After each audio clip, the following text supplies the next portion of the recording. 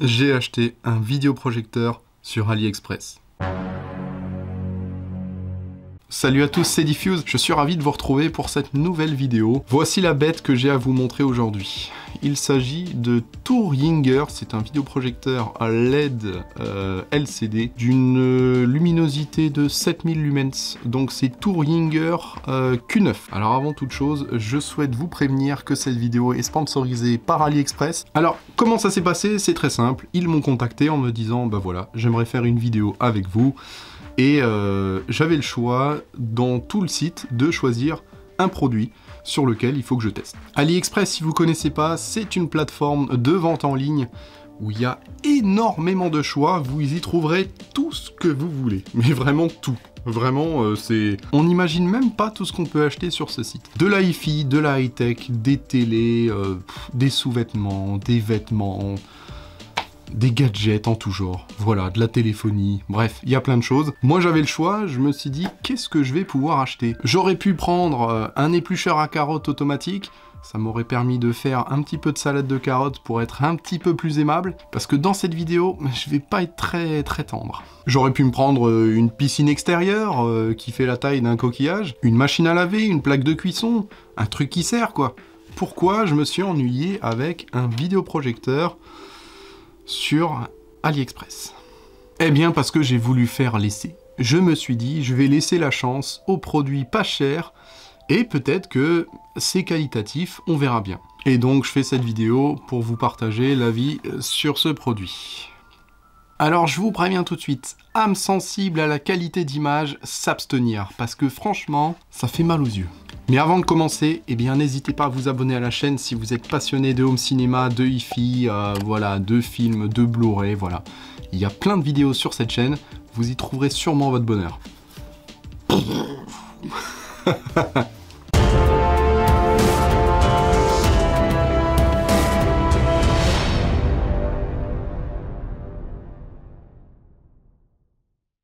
Alors vous vous demandez peut-être, mais pourquoi a-t-il craqué et acheté ce genre de produit sur AliExpress? Eh bien tout simplement parce que je voulais tester. Alors oui, je suis bien équipé niveau home cinéma avec un vidéoprojecteur TW6700. Alors oui, c'est un vidéoprojecteur 1080p, c'est pas du 4K, mais ça fait déjà très bien le travail, j'en suis très content, malgré que j'ai bien envie de passer sur du 4K bientôt, hein, mais peut-être que sur AliExpress, il y a des vidéoprojecteurs 4K. Bon, à voir. Bref, je vais vous faire une brève présentation de ce produit qui est pour moi une énorme déception. Je vous le dis direct, d'emblée, c'est dommage. Comme ça, on dirait pas une Xbox, non? C'est un peu le design d'une Xbox, vous savez, la Xbox... alors pas la dernière, hein, mais la Xbox One S, il me semble. Alors posons le contexte aussi, il y a plein de vidéos de ce genre de matériel sur la toile, sur YouTube, etc. Mais il n'y a personne d'entre eux qui est passionné de home cinéma et qui adore la belle image. Parce que sinon, je pense qu'ils diraient pas tous la même chose dans leurs tests. Rapidement, un petit tour du propriétaire, c'est pas celui-là qu'il faut regarder, c'est celui-ci. Je vous le dis, celui-là, c'est le mien. Vous n'y touchez pas. Mais alors, combien coûte ce vidéoprojecteur? Eh bien, sur AliExpress, vous pouvez le trouver aux alentours de 200 €, ce qui est, dans cette gamme de prix, relativement correct. C'est vrai que moi, mes critères sont sur plus le haut du panier, je veux dire, pour 200 €, c'est sûr que je m'attendais à autre chose, mais à ce qui paraît, c'est la norme. Quand je regarde les autres vidéoprojecteurs qui sont sur le site, il y en a des pires. Croyez-moi, je pense qu'il y en a des pires. Regardons un peu les aspects du vidéoprojecteur, notamment sur l'avant, on a cette belle, je dis bien cette belle lentille, on a l'impression que c'est un cul de bouteille. C'est moche. On peut y retrouver un certain design assez classieux qui passe dans n'importe quel intérieur, avec le petit déport infrarouge qui est juste ici, pour pouvoir justement avec la télécommande le diriger, l'allumer, l'éteindre, voilà. Il comporte deux haut-parleurs, alors c'est pas des haut-parleurs de ouf, vraiment, c'est deux haut-parleurs stéréo en mode 2x5 watts ou je sais pas quoi, je vous dirai tout dans la description technique. Dans la description de la vidéo, il y aura tous les éléments techniques, et puis il y aura tous les liens pour pouvoir regarder un peu plus les descriptions de ce produit. On est sur un vidéoprojecteur 1080p natif, selon les caractéristiques techniques. Nous y reviendrons par la suite parce que je sais pas où ils sont les 1080p. Il s'agit d'une technologie d'image LED avec 50 000 heures de durée de vie, données fabricants. Autant dire que vous pouvez regarder beaucoup de films avec ça. Alors d'aspect, il est plutôt gros, hein. On a quelque chose d'assez gros. Concernant les connectiques, je vais vous montrer ça. Hop là! Ça va vraiment au plus simple les connectiques, hein. Il y a des entrées HDMI, il y en a deux, donc ça c'est plutôt pratique si vous avez vraiment deux sources à brancher dessus, eh bien vous pouvez. Il y a une prise casque pour brancher votre casque dessus et profiter des contenus qui sont dessus directement dans votre casque. Il y a une prise AV, franchement je sais pas à quoi elle sert cette prise AV. Aucun intérêt sur un vidéoprojecteur en 2022. Les entrées USB, eh bien pour brancher une clé USB dessus, parce que oui, le vidéoprojecteur a un petit logiciel interne qui vous permet de lire des documents, des images, de la musique, des films, mais vraiment c'est pas du tout son point fort. On va pas s'attarder sur ce point-là parce que vraiment ça fait pas l'affaire. Et enfin, une prise VGA pour le brancher par exemple à un ordinateur. Bon, bien sûr, vous avez la prise électrique qui se situe ici. D'aspect, il est plutôt joli, hein. On retrouve vraiment de belles couleurs dessus, le blanc avec ce truc noir dessus. Je ne sais pas trop à quoi ça sert, c'est juste pour le design, mais bon, voilà. Ce cache optique, il est hideux. En plastoc, accroché avec un petit truc qui pend là, c'est moche. On peut retrouver ici sur le côté la mise au point ainsi que le lens shift, mais par contre sur ce modèle là, et comme la plupart du temps sur des vidéoprojecteurs de ce tarif, parce qu'on va y venir sur le tarif, il n'y a pas de zoom mécanique, on va dire, on ne peut pas zoomer mécaniquement. Pour régler la taille de l'image, eh bien il faudra soit avancer, soit reculer le vidéoprojecteur par rapport à l'écran, et ça c'est un très gros point noir. Du côté ergonomie, c'est nul de chez nul, parce que vous pouvez pas le mettre n'importe où dans votre pièce. Il faudra vraiment prendre soin à calculer ou même à pouvoir vous adapter par rapport à votre écran. Donc là, très gros problème. Par exemple, vous le voyez, mon vidéoprojecteur ici, qui se trouve ici, le TW6700, lui il propose une mise au point et un zoom manuel, ce qui veut dire que je peux zoomer par rapport à sa position qui est ici, plus ou moins, pour avoir la bonne taille d'image à l'écran. Avec celui-ci, je ne peux pas. Donc je suis obligé de le placer en conséquence par rapport à la taille de mon écran. Et notamment là, j'ai pas eu le choix pour l'adapter à mon écran qui fait 2,40 m de base. Et bien j'ai dû le poser sur une enceinte en plein milieu de la pièce. Parce que c'est le seul endroit, c'est ici qu'il faut que je le mette pour avoir une taille d'image correcte. Et encore en plus, j'ai dû régler à l'intérieur, j'ai dû régler un zoom numérique, enfin un zoom. En fait, c'est un zoom de l'image du display, mais il l'a rétréci à maximum 75%, donc autant dire que si je la mets à 100%, l'écran est énorme devant moi. Il faudrait que j'approche le vidéoprojecteur bien plus proche de la zone pour pouvoir remplir mon écran totalement, et pas que ça déborde de tous les côtés, et que j'ai l'image qui dégueule de partout. Selon le fabricant, on a dessus 7000 lumens. Comment dire? C'est stratosphérique. C'est pas possible. Donc en fait, voilà. Enfin, on peut tout dire avec des chiffres, mais là, c'est absolument pas représentatif de la puissance lumineuse de ce vidéoprojecteur. Nous allons le voir par la suite. Il donne un autre chiffre, c'est 300 ANSI. ANSI. ANSI, non, c'est pas la ville Annecy. C'est la luminosité, mais selon des règles bien prédéfinies, on est à 300 plus ou moins 20%, donc autant dire que c'est catastrophique. Au niveau du rapport de contraste, là aussi, rien de fou, on est à 8000 sur 1. Si vous voulez des noirs corrects, faudra repasser. Mais encore un peu de patience, on va faire une petite démo juste après, je vais vous montrer les magnifiques images que donne ce vidéoprojecteur. Ouais. Ça sonnait faux là. Hein. Ouais.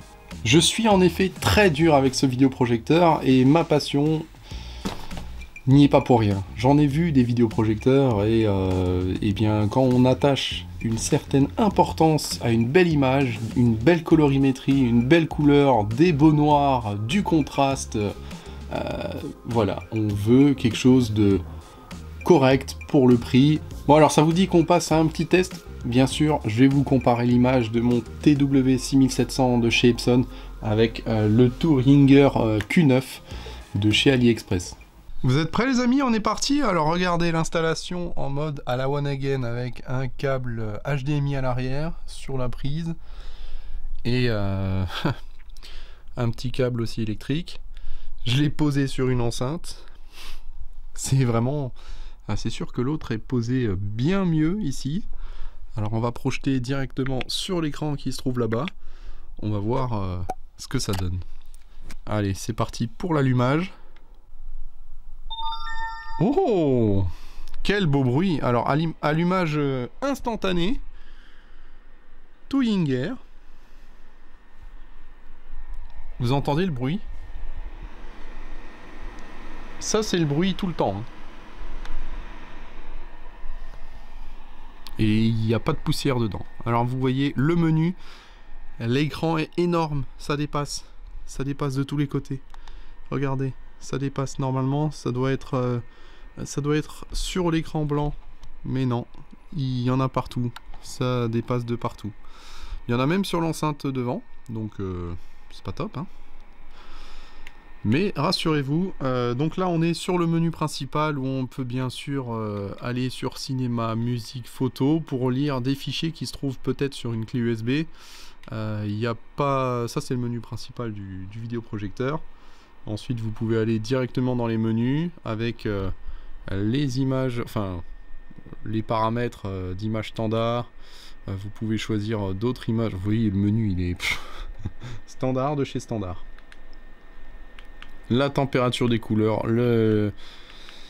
et le reduce display, bref, c'est très très basique. On va mettre maintenant, grâce à la télécommande, nous allons mettre la...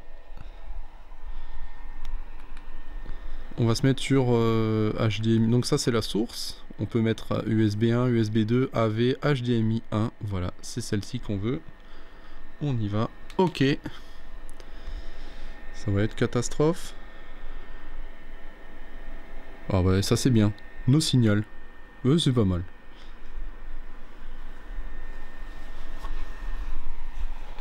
Oh bah on est bien avec une superbe image là, dis donc. Alors vous voyez, c'est dégueulasse. C'est immonde. Bon, j'ai vraiment pas fait de réglage. Je vais juste voir là si je fais le réglage de flou. Non, ça c'est encore plus flou, donc là vous pouvez mettre la mise au point, c'est de plus en plus flou. On va mettre une bonne mise au point. Régler au mieux. Voilà. C'est catastrophique. C'est moche, il n'y a aucune image. Et ça fait un bruit hallucinant, je sais même pas si vous m'entendez. Donc là on peut activer ou désactiver le lens shift. C'est un lens shift assez léger. Mais ça peut servir. Vous voyez, hop, je le mets droit. Et après, il faut que je le règle.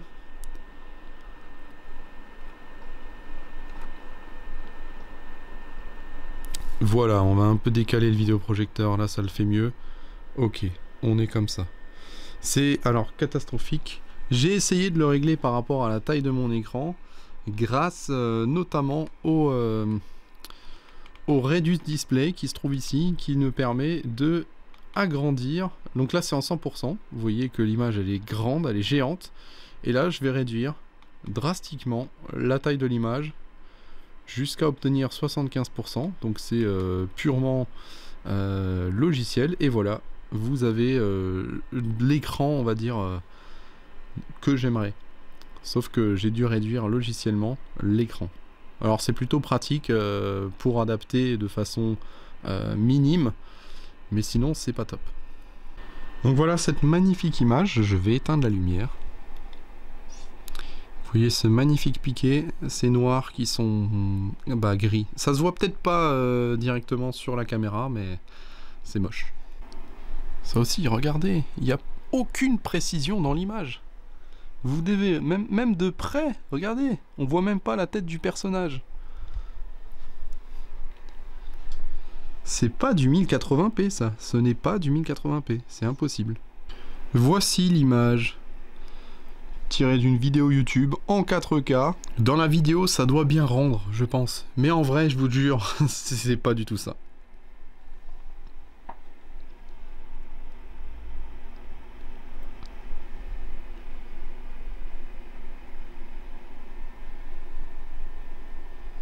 Je vais l'éteindre là parce que c'est un supplice. Hein. Vous entendez ce bruit là, c'est catastrophique. On va passer sur le Epson. Je vais vous montrer rapidement les belles images de ce Epson. Allez, c'est parti, on lance le Epson. Alors oui, ça souffle au début, c'est normal. Ça expulse. Il met un peu plus de temps à chauffer, hein, à se lancer. Mais une fois qu'il est lancé...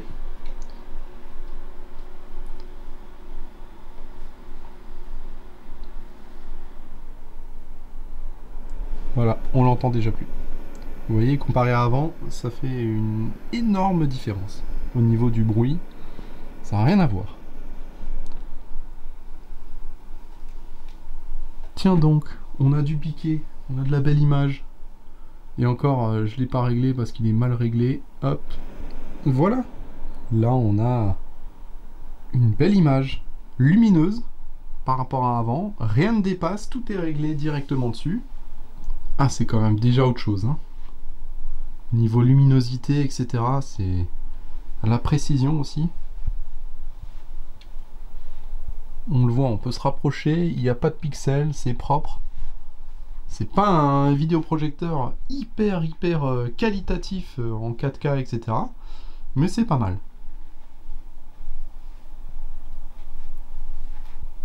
Voilà, donc là on a des belles couleurs, c'est sympa. On voit les personnages.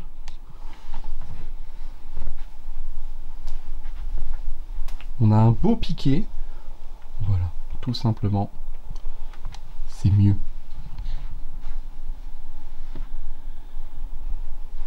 Et puis ce piqué.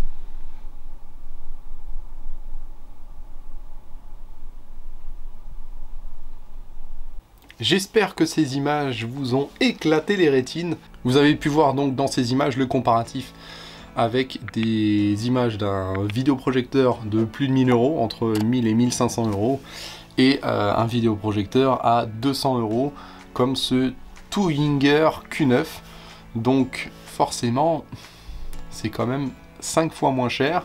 Alors, qui dit 5 fois moins cher, dit 5 fois moins de qualité. Pour résumer, on a un appareil qui est quand même mastoc, hein. On sent que c'est pas non plus un appareil à 30 €. Oui, ça existe, un vidéoprojecteur à 30 €, ça existe. Il est d'aspect très joli, avec une qualité de fabrication plutôt correcte pour le prix. Au niveau connectique, eh bien, il y a ce qu'il faut, de l'HDMI, des prises USB dedans, donc voilà, pour un vidéoprojecteur numérique Full HD, etc., il y a ce qu'il faut. Vous l'avez vu, l'image, elle est juste dégueulasse. J'avais l'impression de, je sais pas moi, regarder une cassette vidéo ou un vieux DVD, même pas upscalé ni quoi que ce soit, c'est moche. Les textures sont moches, il n'y a pas de précision, il n'y a aucun piqué, les contrastes, on n'en parle même pas, les noirs sont pas noirs, ils sont gris verdâtre, les couleurs, ça ressemble à rien. Vous ne pouvez pas vraiment paramétrer ni régler la balance des blancs, vous pouvez pas régler les couleurs de façon très précise. Vous oubliez une calibration vidéo là-dessus, hein. Vous l'avez peut-être entendu, enfin j'espère en tout cas, le bruit est très désagréable. Les ventilateurs qui sont dedans font un bruit et je sais pas, peut-être qu'il faudrait limite les changer à l'intérieur, parce que pour mettre des plus silencieux, une petite note à Tuhringer, sachez que ce vidéoprojecteur, quand vous visionnez un film, vous n'avez pas forcément le son à fond. Il y a des gens qui regardent des films avec un son modéré, etc. Et là, je peux vous dire qu'avec un faible volume ou un son modéré, on entend le bruit du ventilo. C'est catastrophique. En plus, c'est énervant. Je supporte pas ça. T'as l'impression d'avoir un caisson de clim à côté de toi, genre juste à l'oreille à côté, qui tourne en plein été. C'est pas top. L'ergonomie de l'appareil n'est pas du tout adaptée, le fait qu'il y a tout est manuel et qu'on doit avancer ou reculer le vidéoprojecteur vers l'écran pour agrandir ou rapetisser l'image, ça c'est rédhibitoire pour moi parce que tu ne peux pas le placer n'importe où, c'est catastrophique. J'imagine même pas si vous voulez le fixer au plafond avec un support, vous oubliez direct parce que vous pourrez pas le régler et vous aurez fait des trous au plafond pour rien. Mais alors pour qui est prévu ce Toyinger? En tout cas pas pour les home cinéphiles, pas pour ceux qui attachent de l'importance à une belle image, pas pour ceux non plus qui souhaitent un matériel qualitatif, avec une image qualitative et qui souhaitent être dans le calme quand ils regardent un film. Je pense plutôt que c'est un vidéoprojecteur très adapté pour pouvoir le mettre par exemple dans une petite chambre ou une petite pièce non dédiée, même pas un salon non plus, vous oubliez le salon parce qu'il n'y a pas assez de luminosité, pas assez de puissance de panache pour afficher une image en plein jour. Il faudra forcément fermer les volets tout le temps et c'est barbant. Donc oubliez le salon. Je mettrai ceci avec le vidéoprojecteur. Il s'agit d'une petite clé USB Android TV qui vous permet simplement de brancher donc cette clé USB en HDMI à l'arrière et vous pourrez grâce à ça profiter de tous vos films, séries, Netflix, YouTube, Prime Video directement sur le vidéoprojecteur. C'est tout petit, c'est rikiki. J'ai acheté ça récemment, je ne l'ai pas encore testé, on fera une autre vidéo test sur ce genre de matériel, ça coûte moins de 50 €, c'est vraiment top pour le prix. Donc voilà, c'est un media player, mais en format très petit stick, que vous pourrez brancher sur le vidéoprojecteur ici, et ça vous fait en fait un petit vidéoprojecteur plus multimédia. Pour moins de 300 €, vous avez cet ensemble qui peut bien convenir pour une petite chambre.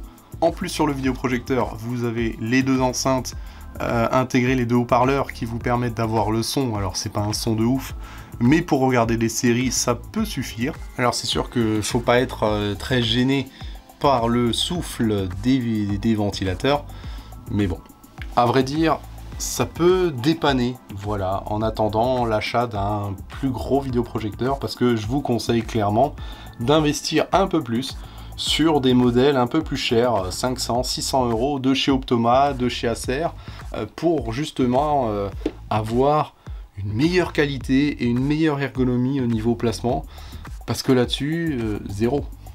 Sachez qu'il existe une version Android de ce vidéoprojecteur avec Android intégré dedans, mais je vous conseille vraiment de déporter cet Android, de déporter ce petit boîtier Android via par exemple cette clé ou bien un autre petit boîtier Android, parce que généralement les Android qui sont sur les vidéoprojecteurs, ils sont très vieux, ils sont pas toujours stables, alors que sur des produits comme une Shield, une Fire Stick de chez Amazon ou bien un Mi TV Stick, c'est mis très souvent à jour, donc il n'y a pas de risque que ça soit incompatible avec vos fichiers préférés, les films, les musiques et les différentes applications sur le market. Voilà, vous savez tout de ce vidéoprojecteur, vous savez ce que j'en pense. Je trouve que c'est pas un vidéoprojecteur pour moi. Si cette vidéo vous a donné envie de vous procurer ce vidéoprojecteur Toyinger Q9, eh bien n'hésitez pas à aller dans la description de la vidéo. Vous y trouverez tous les liens d'achat sur AliExpress, etc. Parce que je rappelle que cette vidéo est sponsorisée par AliExpress. Donc voilà, faites-vous plaisir. Si c'est un vidéoprojecteur qui peut éventuellement vous intéresser, eh bien allez-y. N'hésitez pas à vous renseigner sur le produit, sur la fiche produit. Vous trouverez tout ça sur le site internet d'AliExpress. Vous avez vu dans cette vidéo, j'ai pas fait ma langue de bois, j'étais assez dur sur le produit, je suis vraiment désolé pour les âmes sensibles d'image. Vous avez peut-être dû prendre rendez-vous chez l'ophtalmo suite à cette vidéo, tellement les yeux se sont... Ah, c'est moche! C'est comme ça, il y a des fois des produits, quand c'est bien, il faut le dire, et quand c'est pas bien, il faut le dire aussi. Et bien sur cette belle phrase, on va clôturer cette vidéo. N'hésitez pas à vous abonner, à liker la chaîne et surtout à partager. Parlez-en autour de vous de cette chaîne. Je vous retrouve la semaine prochaine pour une nouvelle vidéo. En attendant, prenez soin de vous. Allez, salut Bissom!